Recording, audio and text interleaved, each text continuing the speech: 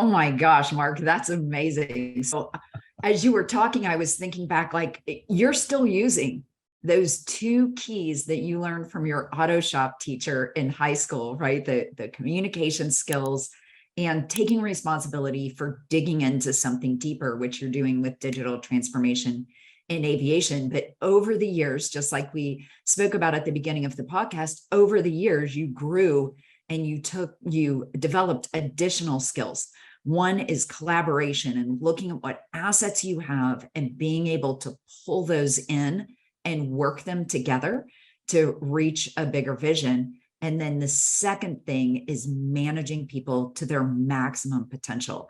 And I'm just thinking about in my life, when people saw potential in me, even that I didn't see in myself, I performed and grew and stretched myself to please or to rise up to that potential that they saw in me that I didn't see in myself like crazy. So I agree with you that that's one of the biggest keys of your success.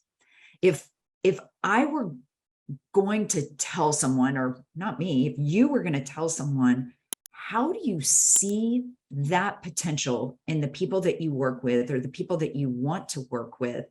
How do you see it? And then how do you develop that or manage that in them? You know, Renee, I'm really good about envisioning a strategy, and I'm good about organizing and pulling projects together. And I have to rely on other people to be able to execute and accomplish. Now, I do a lot of execution, but what I mean by that is that we can accomplish so much more together, you know, as a team. Okay.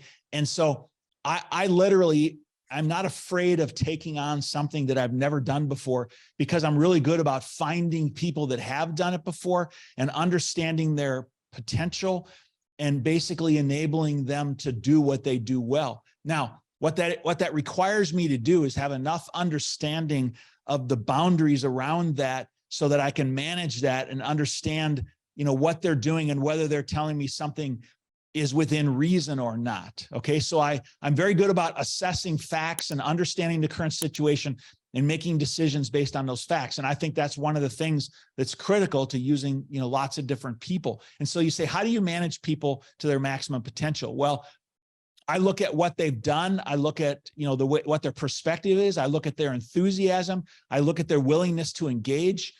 And I put those things together and say, can this person do this job?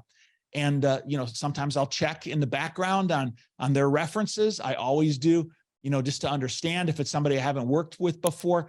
But as I do that, I believe I'm placing people in a position to perform to their maximum. People will come to me and say, well, what do you want me to do?